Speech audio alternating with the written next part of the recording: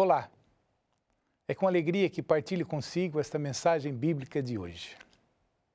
Há alguns anos, dias antes do aniversário da minha esposa, perguntei-lhe o que ela queria fazer no dia dos seus anos. Enquanto ela descrevia os seus planos, minha filha, de 4 anos na época, sentou no chão, cruzou os braços e fez cara de zangada. Perguntamos o porquê desse comportamento e ela disse que ela queria fazer anos também. Depois de dizermos que era o aniversário da mamãe e não do dela, ela saiu e foi para o seu quarto, assim um bocado aborrecida. Enquanto a mãe afastou-se para ir preparar o pequeno almoço, eu fui até o seu quarto e perguntei o que ela gostaria de fazer nos seus dias de anos. Para minha surpresa, ela começou a descrever cada item de uma festa de aniversário que ela tinha sido convidada a participar uns meses antes. A cada item que ela ia descrevendo, o sorriso ia voltando ao seu rostinho. Em alguns segundos, ela já estava eufórica com a possibilidade de ter também uma festa igual. Eu não disse que faria uma festa igual, mas só o simples fato de ela ter sido ouvida nas suas vontades já a puseram animada de novo. Me impressionou que um ser tão pequenino, com 4 anos, já queria o que o outro tem. Já se percebeu que todos nós somos assim? Já quis ter alguma coisa que outra pessoa tinha? Já se apanhou a pensar que seria feliz se tivesse as coisas que os outros têm? Aquela roupa da marca tal, aquele telemóvel, aquele tablet, aquele carro, aquela casa, aquele computador. Já se apanhou a querer mesmo ter a cor da pele diferente, o cabelo, a cor dos olhos, ou mesmo todo o corpo diferente do que tens, talvez com outras formas e mais parecido com alguém famoso? Já quis ser mais inteligente como o fulano de tal? Quis tocar um instrumento como tal pessoa? A cantar como aquele cantor ou como aquela pessoa canta na igreja? Saber falar como tal e tal orador, famoso, conhecido no mundo? Já quis ter nascido em outra família, em uma família mais rica, por exemplo? Já quis pertencer a outra igreja porque tua igreja é pequena demais, ou porque o clube dos bravadores, ou o clube de jovens que frequenta é pequenino, e que nos acampamentos os outros se destacam mais do que o teu? Ou por que nos comparamos tanto? Porque achamos que só seremos felizes se tivermos o que o outro tem? Porque agimos como se estivéssemos em uma competição constante a saber quem é o melhor? Hoje, quero contar para vocês, ou trazer para vocês uma reflexão baseada em 2 irmãos gêmeos na Bíblia. Essa história nós encontramos no livro de Gênesis, o primeiro livro da Bíblia, no capítulo 25, do verso 19 ao verso 34, que nós lemos assim. São essas as gerações de Isaque, filho de Abraão. Abraão gerou a Isaque. Era Isaque de 40 anos quando tomou por esposa Rebeca, filha de Betuel, o arameu, de Padã Arã, irmã de Labão, o arameu. Isaque orou ao Senhor por sua mulher, porque ela era estéril. E o Senhor lhe ouviu as orações, e Rebeca, sua mulher, concebeu. Os filhos lutavam no ventre dela. Então disse, se é assim, por que vivo eu? E consultou ao Senhor. E respondeu-lhe o Senhor, 2 nações há no teu ventre, 2 povos nascidos de ti se dividirão. Um povo será mais forte que o outro, e o mais velho servirá o mais moço. Cumpridos os dias para que desse a luz, eis que se achavam gêmeos no seu ventre. Saiu o primeiro, ruivo, todo revestido de pelo. Por isso lhe chamaram Esaú. Depois nasceu o irmão. Segurava com a mão o calcanhar de Esaú. Por isso lhe chamaram Jacó. Era Isaque de 60 anos quando Rebeca lhes deu a luz. Cresceram os meninos. Esaú saiu perito caçador, homem do campo. Jacó, porém, homem pacato, habitava em tendas. Isaque amava Esaú, porque se saboreava da sua caça. Rebeca, porém, amava a Jacó. Tinha Jacó feito um cozinhado, quando, esmorecido, veio do campo Esaú e lhe disse, peço que me deixes comer um pouco desse cozinhado vermelho, pois estou esmorecido. Daí chamar-se Edom. Disse Jacó, vende-me primeiro o teu direito de primogenitura. E ele respondeu, estou a ponto de morrer. De que me aproveitará o direito de primogenitura? Então disse Jacó, jura-me primeiro. Ele jurou e vendeu o seu direito de primogenitura a Jacó. Deu, pois, Jacó a Esaú pão e cozinhado de lentilhas. Ele comeu e bebeu, levantou-se e saiu. Assim desprezou Esaú o seu direito de primogenitura. Esse texto que nos conta a história desses gêmeos. E logo no verso 22, diz que eles lutavam ainda dentro do ventre materno, dentro do ventre de Rebeca. É interessante perceber, já disputavam ali os gêmeos um com o outro, Esaú e Jacó. Na cultura bíblica, o nome de alguém não é só o meio de identificar essa pessoa. O nome de alguém revela muito sobre o seu caráter, sobre a sua personalidade. Enfim, sobre aquilo que a pessoa é no mais profundo do seu ser. A Bíblia diz que o primeiro dos gêmeos a nascer foi Esaú. O nome Esaú tem por origem uma palavra que descreve alguém coberto de pelo, peludo. Normalmente, um bebê nasce sem pelos, às vezes com algum cabelo. Mas no caso de Esaú, ele já nasceu com muitos pelos, como um homem adulto. Um bebê que nasce com pelos como se fosse um adulto. Por isso, podemos perceber que a intenção por trás do nome de Esaú, peludo, era dizer que ele já nasceu um homem feito. Um homem completo, um homem adulto, um homem já feito por si. Assim, o nome de Esaú, compreendido dessa forma, pode nos querer revelar muita coisa sobre ele. Esaú era o primogênito. Tinha sido o primeiro a ser gerado, primogênito. Nos tempos bíblicos, dos patriarcas, o primogênito é que tinha o direito da bênção do pai.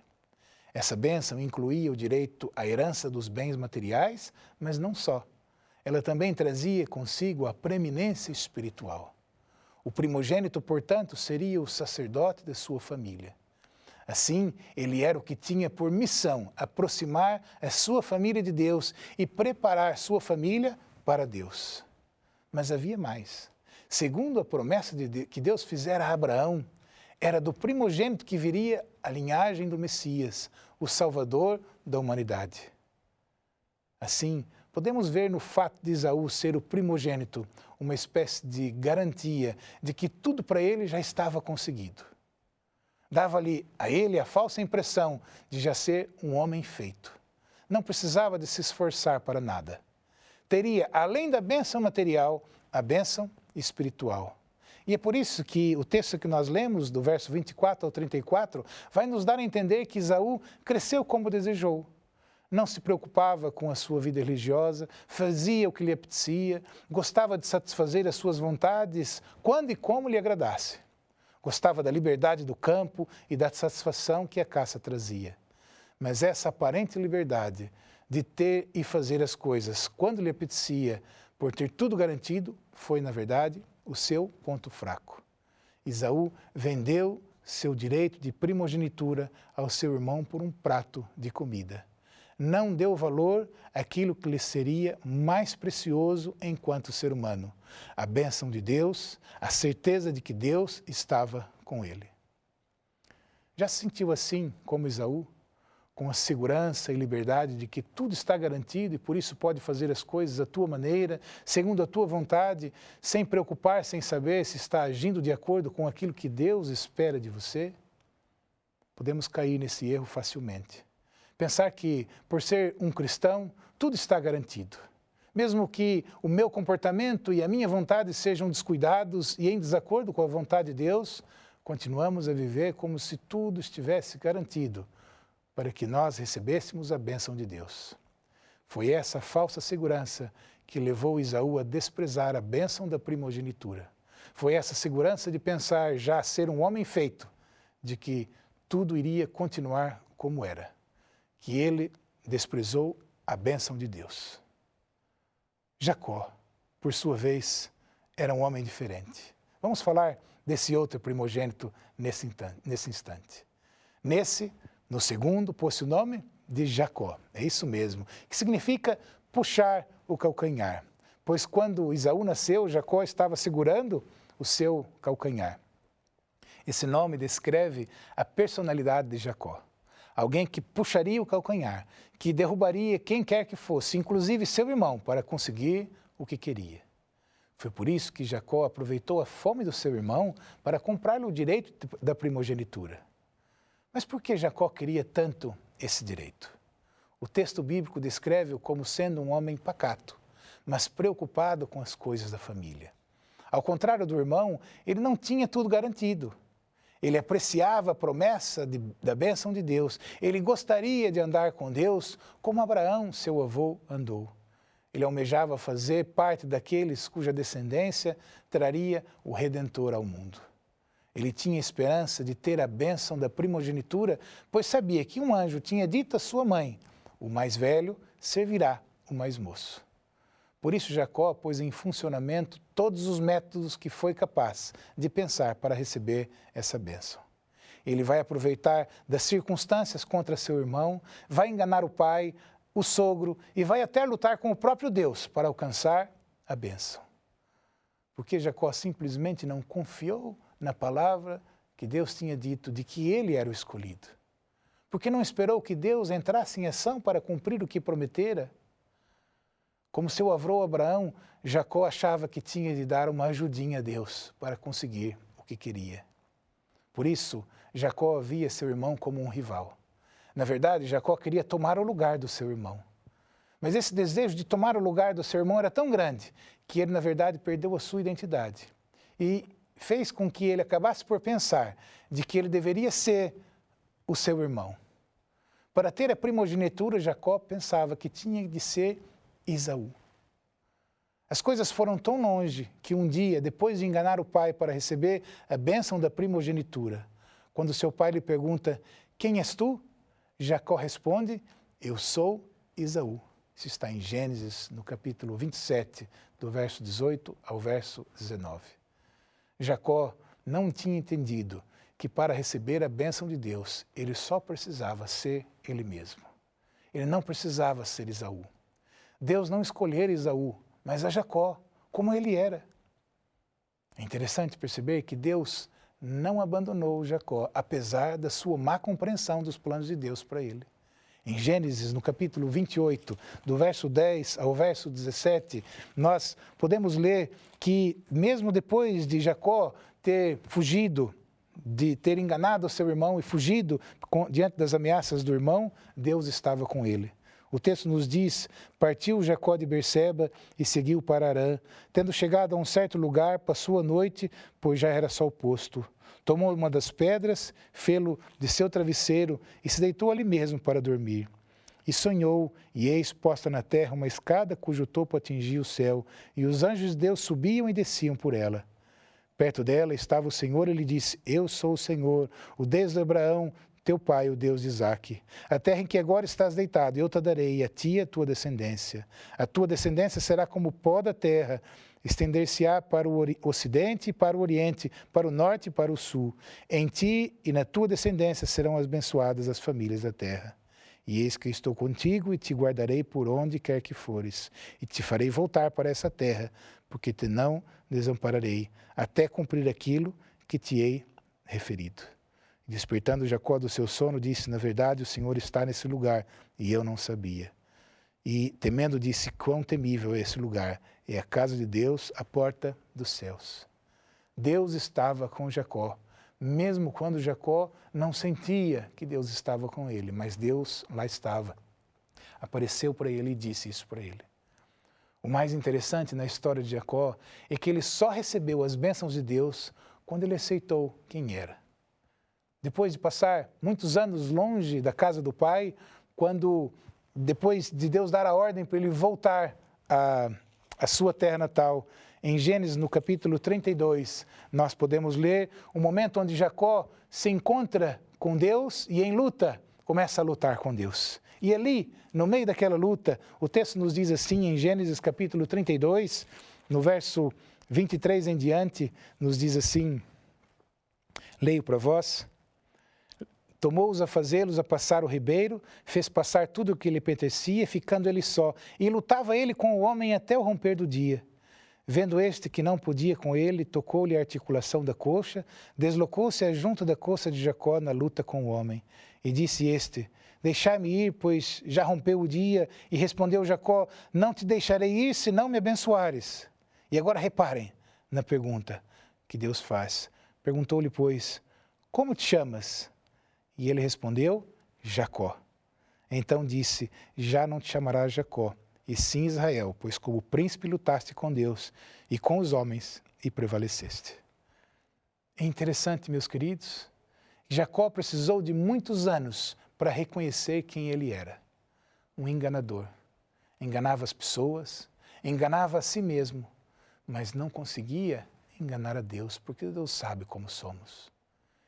Ele só recebeu a bênção a partir do momento em que reconheceu quem ele era. Deus esperou durante todos esses anos para que Jacó pudesse reconhecer que ele não precisava de ser Esaú, que ele não tinha necessidade de comparar-se com o seu irmão para que Deus o abençoasse. Deus esperou Jacó e espera por cada um de nós. Chegou o dia, finalmente, em que Jacó assumiu quem era. Em que Jacó, eu imagino ele na luta com Deus, dizendo para Deus, Senhor, eu tenho tentado fazer a tua vontade. Eu tenho tentado ser alguém que possa trazer orgulho a ti, mas eu não consigo. Eu sou Jacó, eu sou enganador.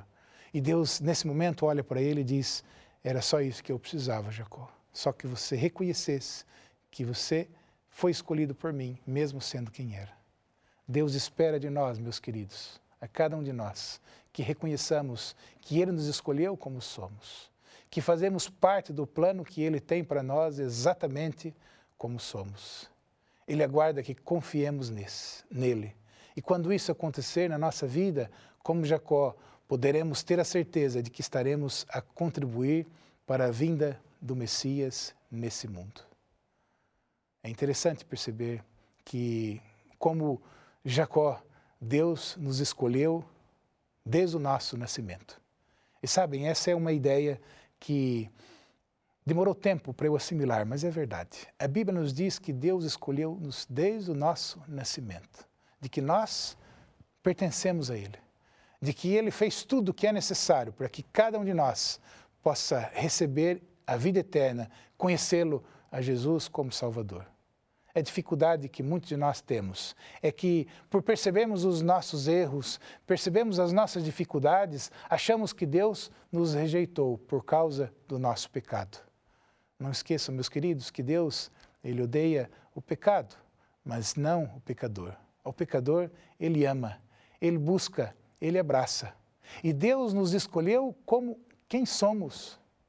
Isso é interessante pensar, porque podemos pensar que Deus olharia para a vida de Jacó e pensaria assim que Jacó iria cometer uma série de erros e Deus poderia dizer para Jacó, não, eu vou desistir de você, eu não preciso de você porque você falhará muito. Mas Deus escolheu Jacó sabendo, mesmo assim, das suas falhas e dos seus erros. E é por isso que Deus não desiste de nós, apesar das nossas más escolhas. Nós não precisamos ser outra pessoa para recebermos as bênçãos de Deus. Precisamos simplesmente aceitar quem somos e deixar Deus agir na nossa vida. É isso mesmo, meus queridos. Aceitar quem somos. Olhar um dia para Deus e dizer, Senhor Deus, eu sou o Hernani, eu sou a Maria, eu sou o João, eu sou o José, eu sou a Ana, eu sou essa pessoa que tem tentado fazer a tua vontade, mas que não consegue. É interessante pensar que talvez Pedro tenha passado por essa mesma experiência. Um dia, depois de ter negado Jesus 3 vezes, Jesus se encontra com ele e pergunta 3 vezes se ele amava Jesus. Tu me amas? E Pedro respondia, sim, Senhor, tu sabes que amo. Mas é interessante porque a intensidade das palavras era como se Jesus perguntasse para Pedro, Pedro, você me ama? E Pedro respondia, Senhor, eu gosto de ti. Pedro, você me ama? Sim, Senhor, eu gosto de ti. Pedro, você me ama? E Pedro olha para Jesus e diz, Senhor, o Senhor sabe todas as coisas. O Senhor sabe que eu até tenho vontade de te amar, mas eu só gosto de ti. Eu gostaria de te amar profundamente, e é assim que eu sou. Eu aprendi, Senhor, a não fugir da realidade daquilo que sou. a parar de mentir para mim mesmo, a parar de enganar a mim mesmo. Essa experiência de Pedro, refletida um bocadinho nessa experiência de Jacó que partilhamos hoje. Jacó aceitou quem era. Finalmente, ele reconheceu quem era. Finalmente, Deus poderia trabalhar no coração dele e tornar dele Israel. Fazer dele um homem a quem serviu de nome, na verdade, para uma nação que nós conhecemos a existência até hoje. A nação pela qual Deus trouxe Jesus Cristo a esse mundo. Mesmo que às vezes as nossas escolhas não vão sempre na direção da vontade de Deus, não percamos a fé no Senhor. Possamos acreditar que Jesus continua ao nosso lado, como fez com Jacó nos momentos em que Jacó estava afastado da família, longe de tudo, achando que os planos de Deus para ele não funcionavam mais. Ao aceitar quem somos, nós podemos nos entregar na mão de Jesus, como somos. Ele vai cumprir o seu plano na nossa vida, na nossa existência, como fez quando Jacó. Quando assim o fizermos, acabarão as rivalidades, pois perceberemos que Deus escolheu a cada um exatamente como nos escolheu a nós. É isso mesmo, meus queridos. Quando aceitamos Jesus na nossa existência, aceitamos quem somos e abrimos o nosso coração para Jesus, os conflitos vão diminuir, as rivalidades vão diminuir, porque nós vamos perceber que finalmente não precisaremos disputar com ninguém o lugar no céu. Que não precisamos disputar com ninguém a nossa posição e o nosso lugar na igreja. Que não precisamos lutar com ninguém para sermos cristãos fiéis e de qualidade. É isso que acontece quando deixamos Jesus entrar na nossa vida. Nós passamos a ser homens e mulheres que sabemos quem somos, que seguimos ao Deus, o grande eu sou, que sabe quem é, e que, descansados nele, a cada dia ouvimos a direção a seguir. O meu desejo é que essa mensagem possa te ajudar a aceitar quem és diante de Deus e dos homens e deixar que Deus mostre quem tu és para ele.